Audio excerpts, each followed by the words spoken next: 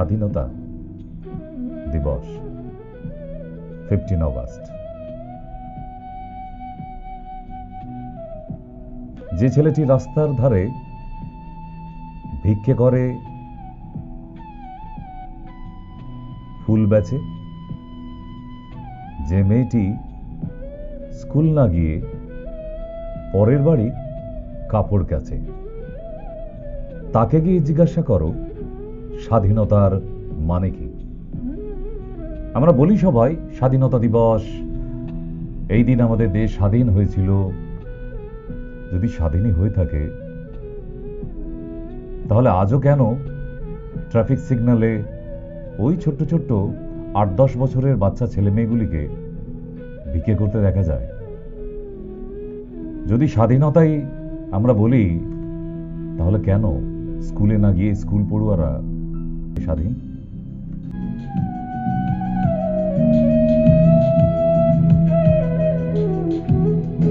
পনেরোই অগস্ট স্বাধীন হয়েছিল দেশ। সালটা কি ছিল?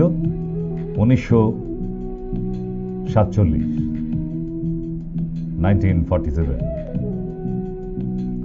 আর ঠিক এই মানুষগুলোর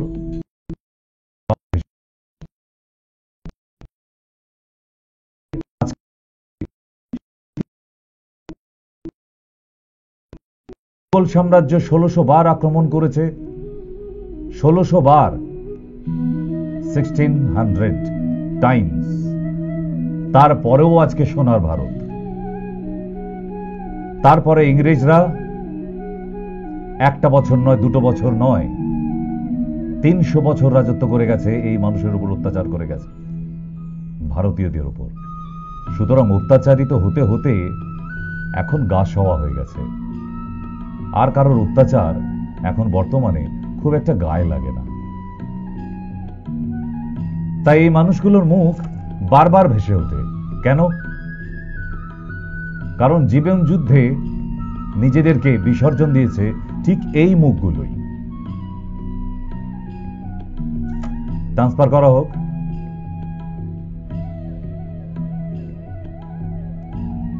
এমন আরো অনেক কিছু মুখ যাদেরকে দেখে চিনতে পারছেন।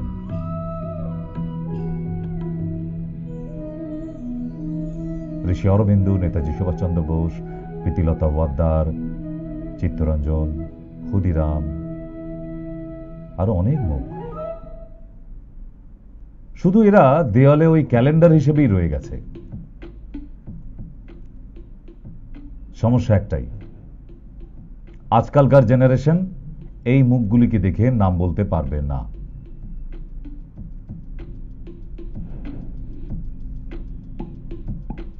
ঝাঁসি রানী লক্ষ্মীবাইয়ের আমলে তখনও কম অত্যাচার হয়নি ইংরেজদের। তারা যে সমস্ত শাস্তি দিত, গায়ে কাঁটা দিয়ে ওঠার মতো।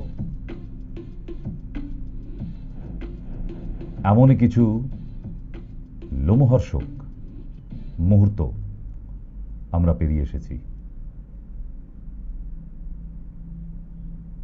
এমন এমন পানিশমেন্ট যেগুলো কল্পনা করলে আপনার রাতে ঘুম আসবে না। ঠিক সেই জন্যই বলা আপনাদের, অন্তত একটা দিনের জন্য আমরা দেশের জন্য দিতে পারি। 365টা দিন আমরা দেশের জন্য কি করেছি বলুন তো? আপনি তো আপনার রোজকার রোজনামচা ডিউটি করে যাচ্ছেন, ছুটির দিনে ইলিশ মাছের ল্যাজ দেখা যাচ্ছে, সঙ্গে পুঁই শাক, একদম সুন্দর বাঙালি বাবুয়ানা হয়ে বাজার করে গিন্নির হাতে দিয়ে দিচ্ছেন। দেশের জন্য ভাবলাম কোথায়? আবার মাঝে মধ্যে বলি, এই দেশে আর থাকা যায় না গো। যান না, কোথায় জুটেছে, কোথায় জুটছে আপনাদের জন্য। এমন কোন দেশ আছে যে এমন ভাবে আপনাদের সুন্দর করে লালন পালন করে রেখে দিতে পারে? তাই না? তো নিজেদের বাড়িতে এই ক্যান্সার পেশেন্ট নিয়ে ঘর সংসার করেছেন, যারা হসপিটাল ঘর করেছেন, তাদের ক্ষেত্রে কি প্যাথেটিক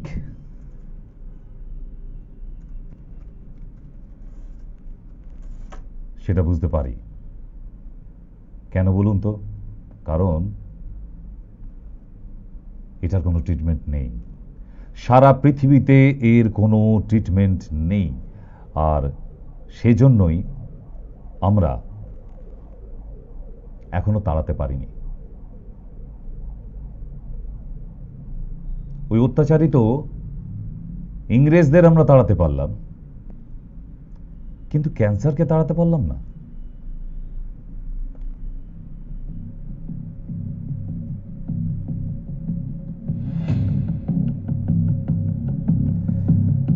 শব্দটি একটি আতঙ্কযুক্ত, যা শোনা মাত্রই মানুষ অর্ধেক মারা যায়।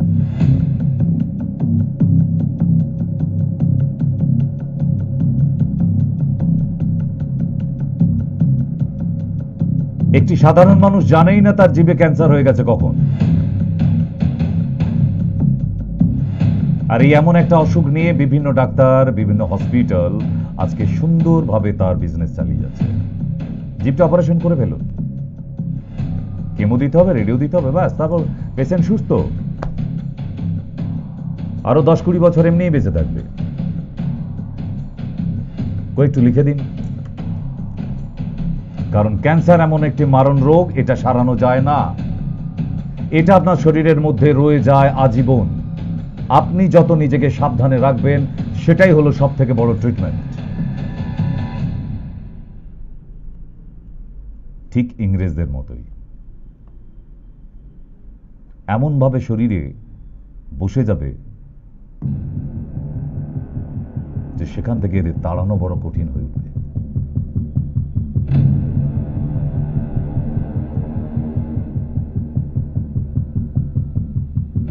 শুধু আমাদের বোঝার ভুলে যখন যে সময় মেডিসিন যেটা দেওয়া দরকার ছিল আমরা দিইনি। আমরা ভেবেছি কোথায় নিয়ে যাব, টাটায়, কলকাতার টাটা না মুম্বাই টাটা, ভেলোরে যাব না দিল্লি এমসে যাব, না উড়িষ্যার এমসে যাব, না কল্যাণীর এমসে। এই ভাবতে ভাবতে তার শরীরে ক্ষতবিক্ষত হয়ে ছড়িয়ে যায় এই ক্যান্সারের পোকা। আপনি যতক্ষণ ডাক্তারের সঙ্গে ডিসকাশন করছেন, ততক্ষণ আপনার বাবার জিভে কয়েক মিলিয়ন্স ক্যান্সারের পোকা ছড়িয়ে যাচ্ছে, because it's paid very fast. সুতরাং এটার সঙ্গে সমঝোতা করা যায় না। আমি আমার পেশেন্টদের বারবার বলি, ওষুধ যেভাবে যখন দরকার সেটা দিতে হবে। আমরা যতটা এটাকে রোধ করে রাখতে পারি, স্যার সেরে যাবে না, কারণ এই পেশেন্ট সেরে ওঠার নয়। আপনাদের বারবার বুঝিয়ে দিই, হ্যাঁ, it's not curable, but it's a manageable. আপনি আপনার পেশেন্টকে যতটা ম্যানেজ করে রাখতে পারবেন, ঠিক ততটাই ভালো থাকবে। এর বাইরে আর কিচ্ছু করা যায় না। স্বয়ং ভগবানও এই রোগকে সারাতে পারবে না, পারেনি। যদি তাই বলেন, রামকৃষ্ণ পরমহংসদেব, যে জন্য আজকে রানী রাসমণি বিখ্যাত, দক্ষিণেশ্বর বিখ্যাত, যে মানুষটির জন্যে, সেই রামকৃষ্ণ পরমহংসদেবের গলায় ক্যান্সার হয়েছিল। তিনি কিন্তু সাধারণ মানুষ নয়, ভগবানের অবতার ছিলেন। ভগবানের অবতার হয়েও তার নিজের ক্যান্সার সারাতে পারেনি, তাকে মৃত্যুবরণ করতে হয়েছিল। তাহলে এরপরে আপনি ডক্টরদের কথায় কোথায় বিশ্বাস করছেন? তার উপরে কোন ভগবান ডাক্তার হয়ে এসেছে? পৃথিবীর কোনো ডাক্তারই ক্যান্সারকে কিওর করে দেবার মতো নেই। হ্যাঁ, ঠিক সময়, সঠিক সময় যদি আপনি ডক্টরের কাছে পৌঁছান, ইন দ্য ফার্স্ট স্টেজ, সবে আলসারাইজেশন শুরু হয়েছে, সেই জায়গায় যদি পৌঁছানো যেতে পারে, আপনি থাকছেন, আপনি থেকে গেলেন।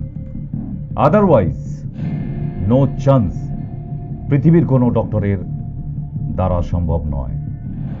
Doctors only can manage, doctors can not cure. আপনারা যদি জোর করে বলেন না কিওর করে দিতেই হবে স্যার, স্যার যত টাকা লাগে, সম্ভব নয়। লাখ লাখ কেন, ক্রোর। তাহলে কি ক্যান্সার পেশেন্ট বেঁচে নেই? অনেক ক্যান্সার পেশেন্ট, হাজার হাজার লক্ষ লক্ষ ক্যান্সার পেশেন্ট বেঁচে আছে। তারা সঠিক সময় চিকিৎসাটা শুরু করে দিয়েছিল।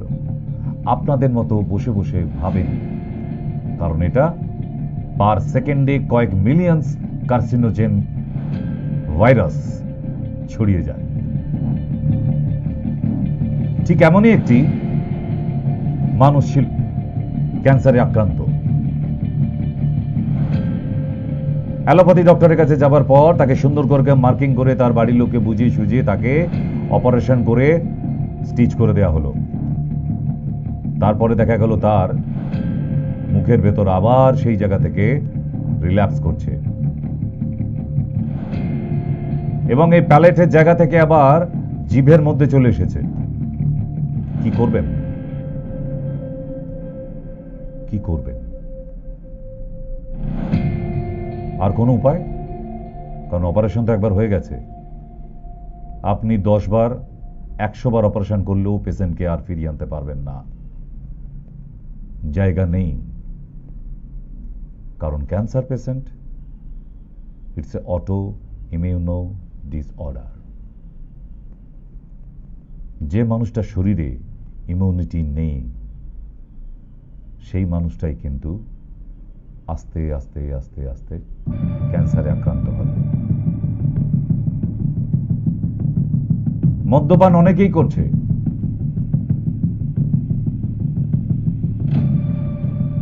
ক্যান্সার ইজ জেনেটিক্যালি কোথাও প্রুভ করতে পারেনি, কিন্তু অনেক সময় আবার দেখা গেছে।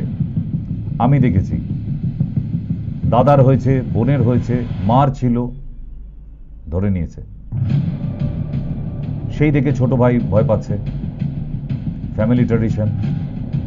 কিন্তু এটা depend on immunity. Cancer genetically নয়, ইমিউনিটি ডিসঅর্ডার জেনেটিক্যালি। বাবা মার মধ্যে যদি ইমিউনিটি ডিসঅর্ডার কারো থাকে, তার ছেলে মেয়েদের মধ্যে কারো না কারো তো ইমিউনিটি ডিসঅর্ডার হবে, মানে ইমিউনিটি লো, নেই ইমিউনিটি, সেই মানুষটার ক্যান্সার ধরে নেবে। 2 ভাই, একজনের ইমিউনিটি আছে, একজনের ইমিউনিটি নেই। যার ইমিউনিটি নেই সেও মদ্যপান করে, যার ইমিউনিটি আছে সেও মদ্যপান করে। 2 ভাই সন্ধ্যা হলেই একদম গ্লাসে ঢেলেই চিয়ার্স। কিন্তু দেখা গেল একটি ভাইয়ের ক্যান্সার ধরে নিল আর একটি ভাইয়ের ক্যান্সার ধরেনি। বাবা ক্যান্সারে আক্রান্ত হয়ে মারা গিয়েছিল। ডাক্তারের কাছে যাবার পর বলবে এটা জেনেটিক্যালি হয়েছে। No, immunity disorder genetically. যার ক্যান্সার ধরে নিয়েছে যে ভাইটির মধ্যে, তার ইমিউনিটিটা ক্যারি ফরওয়ার্ড হয়েছে নেক্সট জেনারেশনে। এবং ক্যান্সার কোনোভাবেই ছোঁয়াচে নয়। একটা ক্যান্সার পেশেন্টের সঙ্গে একই থালায় ভাত খেতে পারা যায়, কোনোভাবেই ছোঁয়াচে নয়।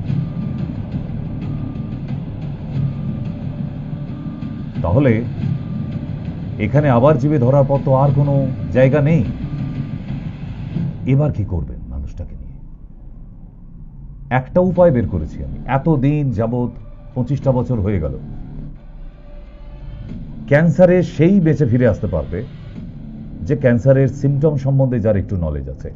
জিভে আলসার হয়েছে, ঘা হয়েছে, ইমিডিয়েট ডক্টর দেখিয়ে ওই আলসারটাকে সারান। ওটা যদি বাড়াবাড়ি হয়ে যায়, দাঁতের ধার লেগে লেগে ক্ষত হতে থাকে, দীর্ঘদিন অবধি যদি ওটা রয়ে যায়, ওটাই ক্যান্সারে কনভার্ট হয়ে যায়। আবার তার উপর দেখতে হবে তার ইমিউনিটিটা ঠিক আছে কিনা, ভিটামিন B12 ঠিক আছে কিনা, ভিটামিন B6, B9, B17। যার শরীরে B17 থাকবে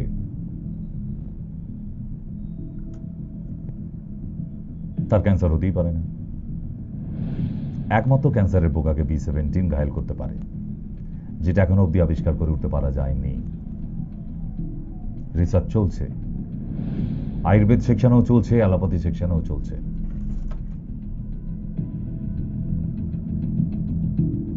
তাহলে আমাদের সবার আগে প্রয়োজন কি? know the symptoms. Keep the knowledge about symptoms for cancer. কি কি ধরনের লক্ষণ শরীরে দেখা গেলে ইমিডিয়েট ডক্টরের কাছে যাওয়া প্রয়োজন আছে, নাহলে ক্যান্সার হয়ে যেতে পারে। সেই ধরনের সিমটমগুলো আপনাদের জানা, আমাদের জানা ভীষণভাবে প্রয়োজন, যেটা আজ অব্দি কোনো ম্যাগাজিনে হোক বা টিভির প্রোগ্রামে হোক বা কোনো অনুষ্ঠানে হোক আনুষ্ঠানিকভাবে মানুষের কাছে কোনো প্রচার নেই। যেটা জানলে মানুষ অনেকটা সাবধান হয়ে যেতে পারত। Yes, I will show you. So friends, minutely watch it. আমি সামান্য কিছু, আরো আছে, এর তো শেষ নেই। 100 ওভার টাইপস। আমরা তো 10-12 রকমের ক্যান্সার জানি, 110-এরও বেশি টাইপের ক্যান্সার আছে। বুঝতে পারছেন?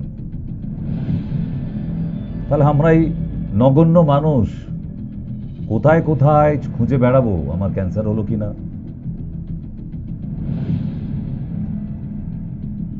So friends, watch it minutely. What the symptom and sign.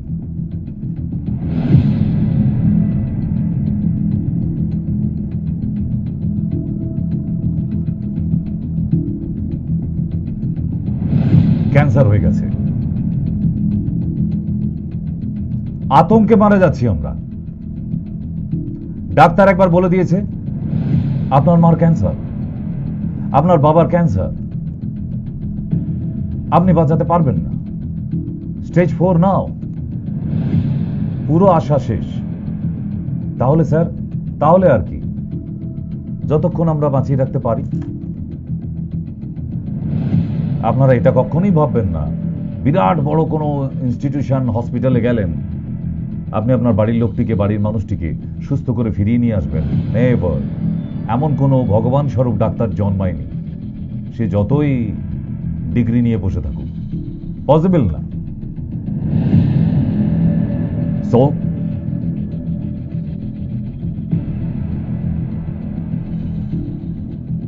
এখন ডাক্তার আপনাকে বলে দিয়েছে যে আপনার ক্যান্সার, আপনি ওটাই ভাবতে শুরু করে দিয়েছেন, আর বোধ হয় আমি বাঁচবো না, আমার ভবলীলা সাঙ্গ,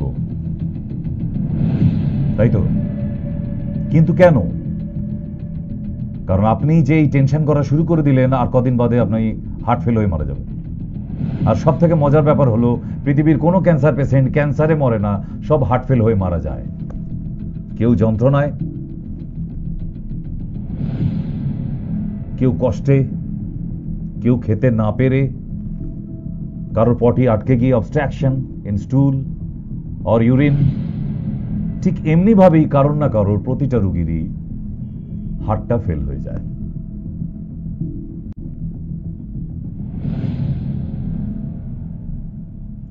নাম্বার 1, এই আতঙ্কটাকে মন থেকে সরান। 3rd স্টেজ 4th স্টেজে চলে যাওয়ার পর মাথায় নিয়ে নিন বাঁচাতে পারবো না বা বাঁচবো না, কিন্তু তবুও ঠিক ঠিক উপায় মেনে চললে আরো কিছুদিন বেশি বাঁচতে পারি। আপনাকে মেনে নিতে হবে, মেনে নিতে হবে এটা। তাছাড়া ইউ হ্যাভ নো ওয়ে, আর কোনো রাস্তা নেই তো। আমি তো বললাম, টাকার বস্তা ঢেলে দিলেও কোনো ডাক্তার ওই মানুষটিকে বাঁচিয়ে তুলতে পারবে না যখন 3rd বা 4th স্টেজে চলে গেছে। ঠিক এমনি ভাবে ছেলেটি ডাক্তারের কাছে যাবার পর, মা ভর্তি আছে, তাকে যখন প্রথম ডাক্তার বলল যে আপনার মার ক্যান্সার, মাথায় হাত দিয়ে সোফায় বসে পড়ে। ইস, মার ক্যান্সার ধরা পড়ব, মাকে আর বাঁচাতে পারবো না। তবুও ছেলেটি দৌড়ে গিয়ে ডক্টরকে বলেছিল, ডক্টর কোনো কি উপায় নেই? বললো হ্যাঁ, একটা অপারেশন করলে হয়তো খানিকটা দিন বাঁচিয়ে রাখা যেতে পারে। সে তাই চেষ্টা করলো।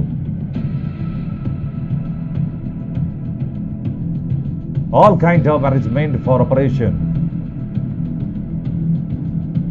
সব ব্যবস্থা করা হলো, তার মায়ের অপারেশনও হলো। বাড়ির সবাই ভাবলো যাক একটু দাগ থাকবে, কিন্তু মানুষটা তো বাঁচবে। কিন্তু 1 মাস, 2 মাস, 3 মাস যাবার পরেই আবার স্প্রেড করতে শুরু করলো। মুখ দিয়ে লাল পড়তে থাকলো, মাউথ ক্যান্সার ছিল, গামস, মাড়িতে, ওটা অপারেশন হয়ে গেছিল, সাবম্যান্ডিবুলার গ্ল্যান্ডে।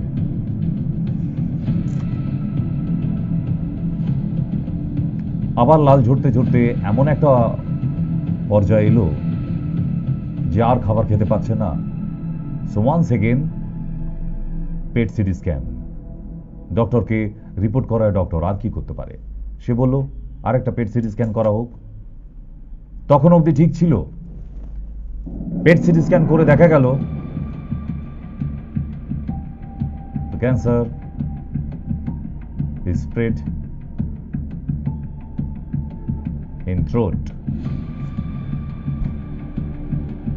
গলায় চলে এসছে,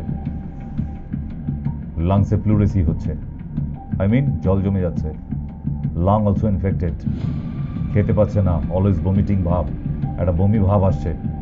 তার মানে এখানে অপারেশন করার পর সে আস্তে আস্তে আস্তে আস্তে নিচের দিকে নামতে শুরু করেছে, যেটা পেট সিটি স্ক্যানে এসেছে।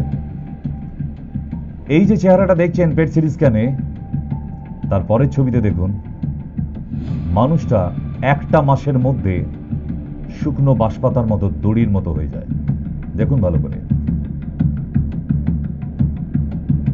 এবং ঠিক 7 দিন যায়নি, 1 দিন 2 দিন 3 দিনের পর হার্ট ফেল। কারণ খাওয়াটা বন্ধ হয়ে গেছিল। এটাও শুনে রাখুন, যে মানুষটির খাওয়া বন্ধ হয়ে যাবে ক্যান্সার পেশেন্টের, তাকে আর আপনি কোনোভাবে তুলে দাঁড় করাতে পারবেন না। কেন? একটা ক্যান্সার পেশেন্টের প্রচুর পরিমাণে ফুড দরকার হয়, কারণ এত বড় একটা রোগের সঙ্গে লড়তে গেলে তার শরীরের ইনার স্ট্রেংথ,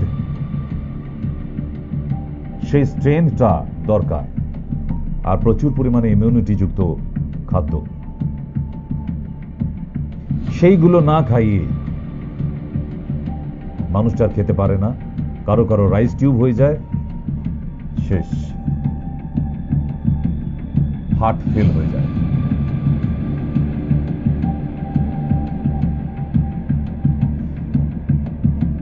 তাহলে এত কষ্ট করে সবকিছু করে সব গল্প শেষ, তাই তো? এবার গল্পটা কি জানেন? পেশেন্ট তো ক্যান্সার নিয়ে চলে গেল, সে তো আপনিও জানতেন, পেশেন্ট নিজেও বুঝে গিয়েছিল যে আমার আর সময় নেই, আমায় চলে যেতে হবে। সমস্যা হলো ওই পেশেন্টকে আপ্রাণ চেষ্টা করতে গিয়ে আপনার নিজের বাড়িটি বিক্রি করেছেন অথবা বন্ধক দিয়েছেন, আপনার গয়নাগাটি ব্যাংকে যা টাকা পড়েছিল সব তুলে এনে খরচা করেছেন। কেন? মানুষটা মা তো, তাকে ফিরিয়ে আনার জন্য, তাকে যতটা ভালো রাখা যায় সব করার জন্য।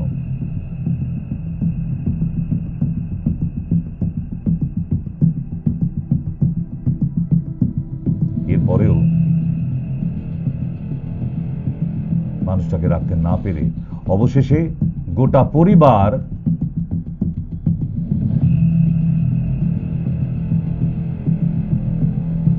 রাস্তায়, বাচ্চা কাচ্চা, ভাই বোন, স্ত্রীকে নিয়ে রাস্তায়। কিছুই তো নেই, আপনি তো নিঃস্ব করে নিজেকে চিকিৎসা করিয়েছিলেন। ক্যান্সার ঠিক এমনই একটি রোগ।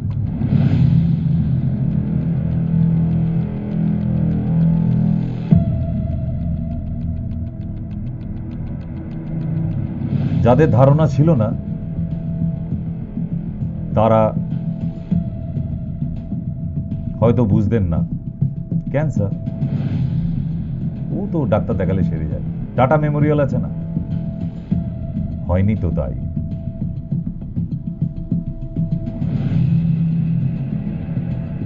তাই যারাই পেশেন্ট নিয়ে দৌড়াদৌড়ি করেছে, ভুগেছে, একমাত্র তারাই জানবে যে পেশেন্টটার কষ্ট কি, আর হাজার চেষ্টা করেও তাকে ফিরিয়ে আনতে পারলাম না। শুধু দুটি চোখ চেয়ে আপনার দিকে তাকিয়ে থাকবে, কথা বলতে পারবে না, বাঁচার ইচ্ছায়। আর 2 দিন যদি বেশি বাঁচতে পারত। It's so pathetic. এই দৃশ্য সহ্য করা যায় না। যারা এই পেশেন্টের নিয়ে ঘর করেছে, দৌড়াদৌড়ি করেছে, একমাত্র তারা জানে।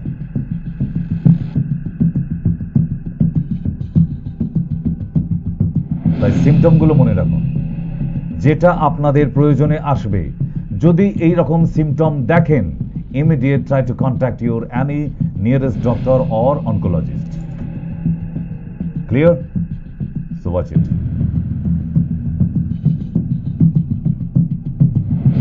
প্রচন্ড নিঃশ্বাসের কষ্ট হচ্ছে এবং বুকের হাড়পাঁজর ঠিক এমনি ভাবে বেরিয়ে এসেছে, চেহারা এরকম ক্ষীণ হয়ে যাচ্ছে। It's cancer, symptom of cancer. Immediate contact করুন ডক্টরের সঙ্গে। হঠাৎ করে যদি দেখেন আপনার প্রতিদিন 100 থেকে 150 গ্রাম করে ওজন কমে যাচ্ছে, ভয়ের লক্ষণ, ক্যান্সারের লক্ষণ। অবশ্যই জিনিসগুলো মাথায় রাখুন। এবং যদি সকালবেলা উঠে কোনোদিন দেখেন দাঁত মাজতে গিয়ে আপনার দাঁতের মাড়ির ভিতরে এইরকম একটা ছোট্ট মাংসপিণ্ড দেখা যাচ্ছে, সিস্ট বা টিউমারের মতো, সেটা নিয়ে আর জিভ দিয়ে ঠেলাঠেলি না করে, হাত দিয়ে টেপাটেপি না করে ইমিডিয়েট ডক্টরের কাছে যান যদি বাঁচতে চান। কারণ আপনারা তো আবার ইউটিউব ডাক্তার, ইউটিউব দেখে সব শিখে গেছেন, ডাক্তারিটাও করে ফেলছেন। ইউটিউব দেখে জানতাম আলু পোস্ত বানানো যায়, তাই না? হ্যাঁ, সর্ষে বাটা দিয়ে ইলিশ বানানো যায়, কিন্তু ইউটিউব দেখে আবার ক্যান্সারেরও ট্রিটমেন্ট করে ফেলছে, এরকমও কিছু পেশেন্ট আছে। আমার কাছে সব এসে জোটে দেখি, এই জীবনে অভিজ্ঞতা অনেক, নানান ধরনের স্যাম্পেল দেখেছি আমি। সেই ইউটিউব দেখে ক্যান্সারের ট্রিটমেন্ট করছে, ঠিক? তাহলে ঠিক এই ধরনের যদি সকালবেলা উঠে দেখেন যে দাঁতের মাড়ির ভেতরে সিস্ট হয়েছে বা টিউমার হয়েছে, প্লিজ ডক্টরের কাছে যান। অথবা দাঁতের উপরের মাড়িতে ঠিক এইরকম ফোলা অংশ অথবা ছোট্ট অংশ, বাঁদিকে চিত্রটা দেখুন, একটু ফ্যাকাশে রঙের, মাড়ির কালার থেকে একটু লাইট। নিজেরা পাকামো করবেন না, ডাক্তারের সাথে কন্ট্যাক্ট করুন। অথবা আপনার শরীরের গোড়ালির মধ্যে যদি এরকম ফোলা অংশ দেখেন, অথবা হাতের চেটোর মধ্যে এরকম অংশ দেখেন, এগুলি ক্যান্সার। এগুলিকে নিয়ে পাকামো নিজেরা করবেন না, ডক্টরকে দায়িত্ব দিন। জিভের মধ্যে যদি এইরকম গুটি মতো হয়ে ওঠে, পুঁজ নেই, রক্ত নেই, কিছু নেই, স্যার আমার তো পুঁজ আসে না, রক্ত আসে না, তাহলে এটা তো এমনি সেরি যাবে। ব্যাস, নাও, সে ইউটিউব ঘেঁটে দেখে ফেলেছে। ইউটিউব ডাক্তার আপনাকে সিমটম দিচ্ছি তো যেগুলো ক্যান্সার। সব জিনিস আর ইউটিউব দেখে শেখা যায় না, কারণ ওগুলো যারা ইউটিউব বানিয়েছে, দে আর নট ডক্টরস। তারা ভিউয়ার্স পাবার জন্য, আপনাদের চিন্তা ভাবনাকে বিক্ষিপ্ত করে দেবার জন্য এরকম অনেক ইউটিউবার আছে যারা আপনাদেরকে দিকভ্রষ্ট করে দেবে। আছে তো? হ্যাঁ, আপনি সেই ইউটিউব দেখুন যে ইউটিউবগুলো কোনো ডক্টর বানিয়েছে, কোনো ডক্টর মতামত দিচ্ছে, তাছাড়া নয়। নাহলে ভুগবেন, খুব কঠিন মরণ আসবে জীবনে, ঠিক? তাহলে জীবনে বাঁচতে গেলে অনেক কিছু মেনে চলতে হয়, বিশেষ করে সুস্থভাবে বাঁচতে গেলে। আর জীবের মধ্যে যদি এইরকম অবস্থা দেখেন, প্লিজ আবার বলছি, পাকামো করবেন না। নেক্সট সিমটম কি? নেক্সট সিমটম হচ্ছে হঠাৎ করে রক্ত কমে যাওয়া। যদি দেখেন আপনার হুট করে হিমোগ্লোবিন অনেক ডাউন হয়ে গেছে, তাহলে আপনি ভাবছেন ও তো অ্যানিমিয়া, সেরে যেতে পারে। আপনি 4 বোতল রক্ত দিয়ে আবার বাড়ি চলে এলেন। নো, ওটা আইটিপিও হতে পারে, ওটা ব্লাড ক্যান্সারও হতে পারে, থ্যালাসেমিয়াও হতে পারে, থ্যালাসেমিয়া ক্যারিয়ারও হতে পারে, অ্যান্ড ক্যান্সারও হতে পারে। হঠাৎ করে হিমোগ্লোবিন কমে যাওয়া, it's not good symptom. Anaemia, যদি অ্যানিমিয়া হয় তার সাথে আপনার ঝিমুনি ভাব এবং এনার্জি লেস থাকবেন, হার্টবিট অনেক দ্রুত চলতে থাকবে যদি অ্যানিমিয়া হয়, শ্বাসকষ্ট খুব জোরে জোরে হবে, মাথার যন্ত্রণা হবে, মাথা ঘুরতে থাকবে, তাহলে অ্যানিমিয়া হলে কি কি হবে আমি দেখিয়ে দিলাম। তাহলে রক্ত কমে যাওয়ার সাথে আপনি মিলিয়ে নিতে পারবেন। যদি আপনার অ্যানিমিয়া টেন্ডেন্সি থেকে হিমোগ্লোবিন ডাউন হয়, মাথা ঘুরতে থাকবে, মাথা যন্ত্রণা হবে, ভমিটিং টেন্ডেন্সি, খাবার ইচ্ছা চলে যাবে এবং ঝিমুনি ভাব, সবসময় মনে হবে গিয়ে শুয়ে পড়ি।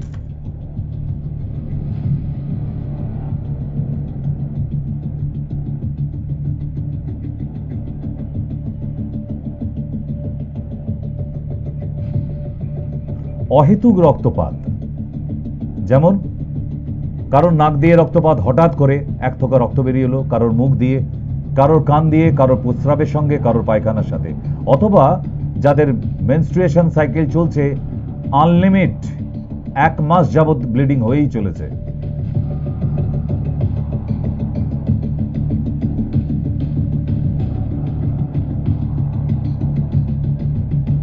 ভালো নয়, ক্যান্সারের লক্ষণ হতে পারে। ইউটেরাস ক্যান্সার,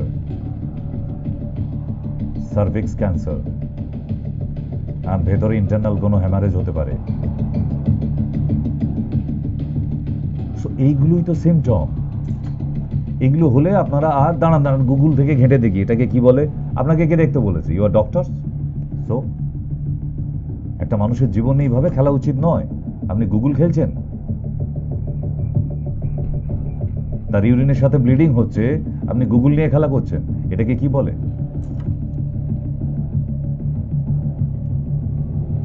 খাবার খেতে গেলে গলায় ব্যথা পাওয়া,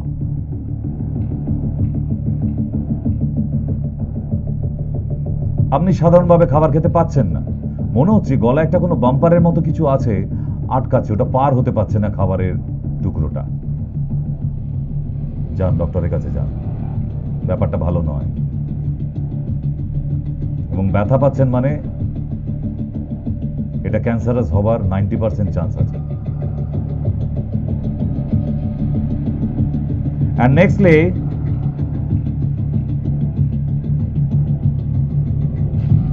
খাদ্য নালী,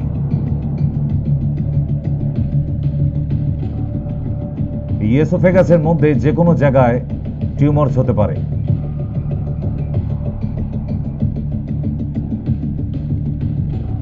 ঠিক ছবিতে যেমন দেখিয়েছি, বমি ভাব সবসময় একটা, ইনডাইজেশন, যাদের খাবার দীর্ঘদিন ধরে হজম হচ্ছে না, বমি বমি ভাব থাকছে, ডক্টরকে দেখান। আপনার পেটের ভিতরে ভালো কন্ডিশন নেই।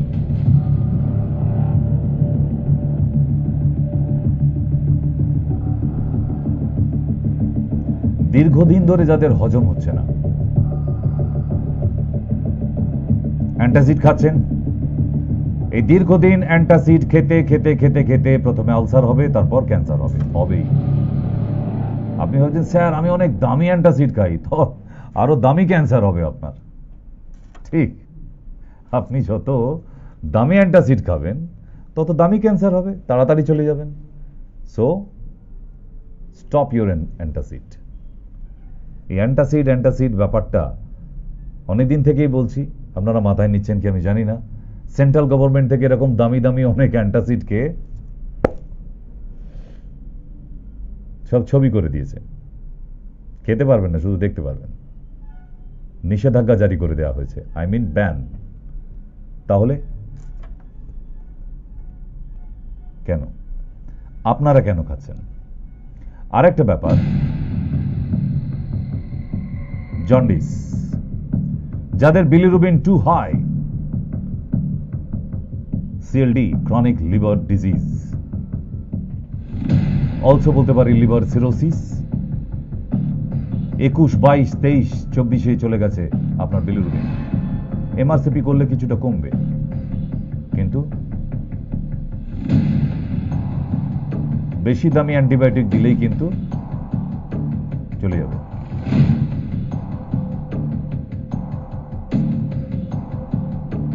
তাই জন্ডিস শুরুর মুহূর্ত থেকেই সিমটম কি?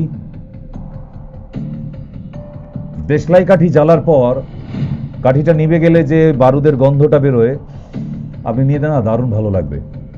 আপনার জন্ডিস আছে। টু হুইলার বাইক স্টার্ট হয়ে চলে যাবার পর যে পেট্রোলের ধোঁয়াটা রয়ে যায়, নীল ধোঁয়াটা, নীল কালোটা না, ওটা আপনার দারুণ ভালো লাগবে, দারুণ লাগছে, আপনার জন্ডিস আছে। শুকনো মাঠে উঠোনের ওপর বৃষ্টি পড়ার পর মাটির যে সোঁদা গন্ধ, সেটা যার ভালো লাগবে তার জন্ডিস আছে। ধান সিদ্ধ করলে একটা সুন্দর ভেপার মিষ্টি গন্ধ বেরোয়, সবার লাগে না এটা নাকে, যাদের ভালো লাগে তাদের জন্ডিস আছে। একটা সময় জন্ডিস কাটিয়ে এসেছেন, জন্ডিস কখনো যায় না, রয়ে যায় সুপ্ত অবস্থায়, তাদের ভালো লাগবে। নতুন বই কিনে আনার পর পাতা উল্টালে গন্ধটা অনেকে নেয়, দেখবেন নতুন বইয়ের পাতার একটা ভালো গন্ধ ছাড়ে, তাদের জন্ডিস কোনো সময় ছিল, নাহলে আছে এখনো, বিওয়ার, যে কোনো সময় ফিরে আসতে পারে। তাহলে জন্ডিসের এতগুলো সিমটম বলে দিলাম। এবং colour already changed. Common symptom and common science, colour change হয়ে যাবে আপনার হাতের চেটোর, ডার্ক ইউরিন, পেল স্টুল, পেটে যন্ত্রণা হতে থাকবে, খিদে চলে যাবে, ওজন কমতে থাকবে, স্কিনের কালার ইয়েলো হয়ে যাবে, চোখ হলুদ হয়ে যাবে, আর কত বলতে হবে। এমনি ভাবে পেটের যন্ত্রণা নিতে নিতে একটা সময় দেখবেন আপনার পেটের জন্য যখন সিটি স্ক্যান করালেন, আগে করাননি, এই ডাক্তার ওই ডাক্তার, হাতুড়ি থেকে ছেনি হাতুড়ি, অনেক ডাক্তার আপনাদের পাড়ায় আছে, এইসব করতে করতে যখন ভালো ডাক্তারের কাছে পৌঁছাবেন তখন তিনি বলবেন সিটি স্ক্যানটা আগে করুন। সিটি স্ক্যানটা করার পর পর্দা ফাঁস। সেটা শুধু জন্ডিস ছিল না, অ্যাডিনোকার্সিনোমা, স্টমাক ক্যান্সার।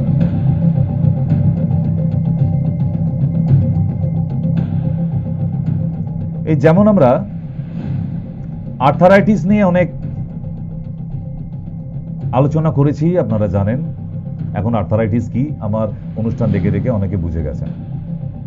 করকম হয় arthritis? 4 type basically: osteoarthritis, rheumatoid arthritis, juvenile arthritis and polyarthritis. Clear? হাঁটুতে যন্ত্রণা হলে আমরা এখন ধরে নিই এটা তো আর্থারাইটিস হয়েছে। চলুন দেখি। সব সময় হাঁটুতে যন্ত্রণা এবং হাঁটু ফুলে উঠলেই অস্টিও আর্থারাইটিস ভাববেন না। এবং অনেক আর্থারাইটিস রোগীদের দেখবেন হাঁটুর পিছন দিকটা টিউমারের মতো অংশ একটা ফুলে ওঠে, তাকে বলা হয় পপলিটেল। দেখেছেন এইসব রোগীগুলো? পপলিটেল। হ্যাঁ, আমি হলদিয়াতে এই মুহূর্তে একজন আছে, কমে গেছে, আছে বললে ভুল, এসেছিল পপলিটেল নিয়ে, টিউমার একটা বড়, হাঁটু ঠিক পিছনটায়, ভালো করে হাঁটু মুড়ে বসতে পারতো না, এখন সেরে গেছে সে। কথা শুনে, কথা না শুনলে হবে না। তো এই আর্থারাইটিসে ভেবে হাঁটুটা ফুলে উঠেছে, সে ভেবেছিল যে আর্থারাইটিসই হয়েছে, বাট না, যে কোনো ফুলে ওঠা অংশই সবসময় আর্থারাইটিস নয়। এটাকে কি বলবেন?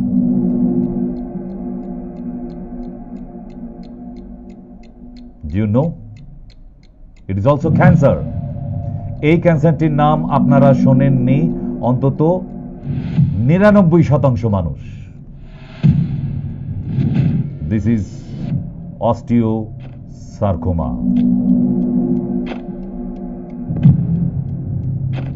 Osteosarcoma.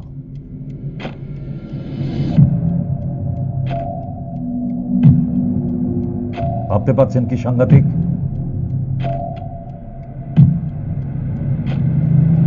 এমনও ক্যান্সার নিয়ে ঘর করতে হয়।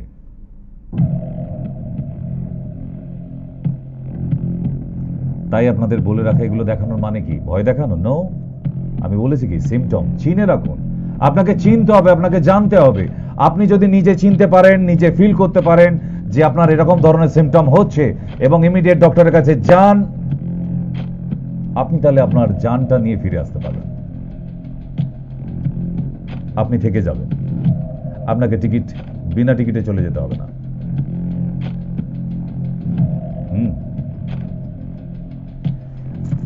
এরকম বেশ কিছু স্কিনে আছে।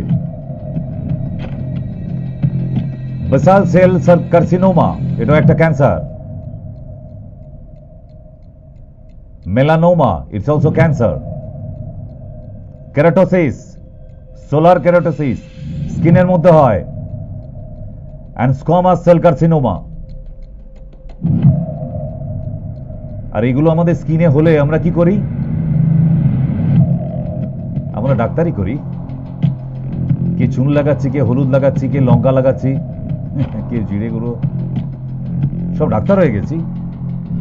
ওগুলো দাদা যা চুলকানিতে চলে, ক্যান্সারে নয়। তাহলে স্কিনের মধ্যে বেসিক্যালি এরকম 4 ধরনের ভয়ঙ্কর ক্যান্সার হয়। চিনে রাখুন, যাদের যাদের আছে ঘাঁটাঘাঁটি করবেন না। কারণ এই যে উপরের অংশটা দেখছেন, এটা আমাদের স্কিন ভেদ করে 7টা লেয়ার ভেদ করে নিচে শিকড় আছে। সেখান থেকে ট্রিটমেন্ট হলে তবেই এটাকে সারানো যেতে পারে, আদারওয়াইজ নয়।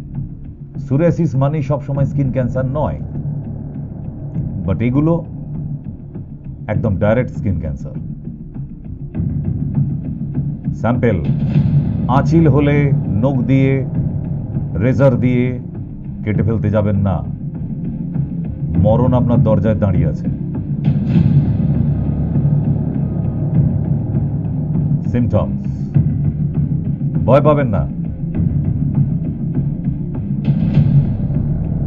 এই পেশেন্ট সারিয়েছি, সারছে, আছে, শুরুর মুহূর্ত থেকে চলছে বলে তাই।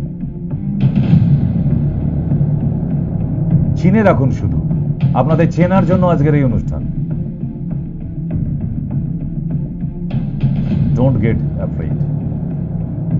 নেক্সট, যদি আপনার পিঠে এবং বুকে সমানভাবে একই জায়গায় ব্যথা হয়, মানে বুকেও যেখানটা ব্যথা হচ্ছে ঠিক সমান্তরাল ভাবে পিঠের দিকেও যন্ত্রণা হচ্ছে, ইটস ক্যান্সার। গ্যাসের ব্যথা ভেবে 12খানা অ্যান্টাসিড খেয়ে বসে থাকবেন না। যদি দেখেন ইউরিন করতে গিয়ে সকালবেলা প্রস্রাবের সঙ্গে রক্ত এলো, most probably it's cancer, maybe it's cancer, হতেই পারে প্রোস্টেট ক্যান্সার। প্রোস্টেটে ক্যান্সার হয়ে গেলে এইভাবে প্রস্রাবের সঙ্গে রক্ত আসে। দাঁত মাজতে গিয়ে যদি মাড়ি থেকে রক্ত এসে যায়, ক্যান্সারের লক্ষণ। তাহলে এখন প্রশ্ন হলো, এই গরিব মানুষরা কি ক্যান্সারের চিকিৎসা করাতে পারবেন? নিশ্চয়ই পারবেন। তাদের জন্য তো সরকার হসপিটাল করে দিয়েছে। বাড়িতে জড়কার্তিক হয়ে বসে থাকবেন না। কিডনির প্রবলেম হলে ডক্টরের সঙ্গে যোগাযোগ করুন। আর যদি ভাবেন যে শুরুর মুহূর্ত থেকে, শেষে নয়, শেষে আর লোক দেখানোর জন্য আয়ুর্বেদের কাছে গিয়ে লাভ নেই। শুরু থেকে যদি আসতে চান, তাহলে ক্যান্সার এমন একটা অসুখ যা সারা পৃথিবীর কোনো হাসপাতাল নেই রোগীকে সুস্থ করে বাড়ি পাঠাতে পারে এমন অ্যাসিওরেন্স দেবে। তাহলে কোথায় যাবেন এই ক্যান্সার রোগী নিয়ে? ক্যান্সারের এখন লেটেস্ট ট্রিটমেন্ট ইমিউনোথেরাপি। ক্যান্সারের এই কটা টাইপের ট্রিটমেন্ট হয়, 7 রকমের। 1 হচ্ছে সার্জারি, অপারেশন করতে পারেন। 2 রেডিয়েশন দিতে পারেন। 3 কেমোথেরাপি দিতে পারেন। আর 4 স্টেম সেল থেরাপি দিতে পারেন। 5 টার্গেটেড থেরাপি হতে পারে। 6 হরমোন থেরাপি হতে পারে। 7 নম্বরে সবার উপরে যেটাকে বলা হয় ইমিউনোথেরাপি,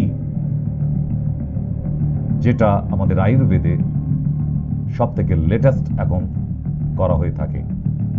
যদি এটা শুরুর মুহূর্ত থেকে এই থেরাপিটা দেওয়া যায়, তাহলে কিন্তু পেশেন্ট দীর্ঘ বছর বাঁচানো যেতে পারে, না হলে সম্ভব নয়। আপনাকে স্টেজটা বুঝতে হবে, আপনি কোন স্টেজে এসেছেন। ডাক্তারবাবু প্রথম থেকে তো, আরে প্রথম কি, আপনি বাড়িতে বসে বসে তো 4 করে ফেলেছেন। এখন তো 4 না, এখন 7 স্টেজ দেখাচ্ছে। So the most important treatment now immunotherapy. The herbal immunotherapy. Can Ayurveda treat cancer? Obviously, 100%. তাহলে ফ্রেন্ডস, ফিরে আসি এবার। আমি জানি না, যদি অনুষ্ঠানটা ভালো লেগে থাকে অবশ্যই আলাদা করে সেভ করে রাখুন। মাঝের মধ্যে দেখবেন কেন এই ভয়ঙ্কর অসুখটার বেশ কিছু সিমটম দেওয়া আছে। আমি আবার বলে দিচ্ছি, আমি অনেক বড় সড়ো ডাক্তার নই, বাট যেগুলো নিয়ে ট্রিটমেন্ট করি, যেগুলো ঘাটাঘাটি করি, সেগুলো সম্বন্ধে মানুষকে ট্রিটমেন্ট না পারি সতর্ক তো করতে পারি, এটাও তো একটা ট্রিটমেন্ট। প্রিভেনশন বেটার দেন ট্রিটমেন্ট। সাবধানতা নিই, আমি ট্রিটমেন্ট করাই আর না করাই, তাহলেও তো সুস্থতা থাকা যায়, সেটাই করছি। বিদায় নিতে হবে। আর ঘড়ি কাঁটা কি বলছে? তো লেডিস অ্যান্ড জেন্টলম্যান, বিদায় নিচ্ছি।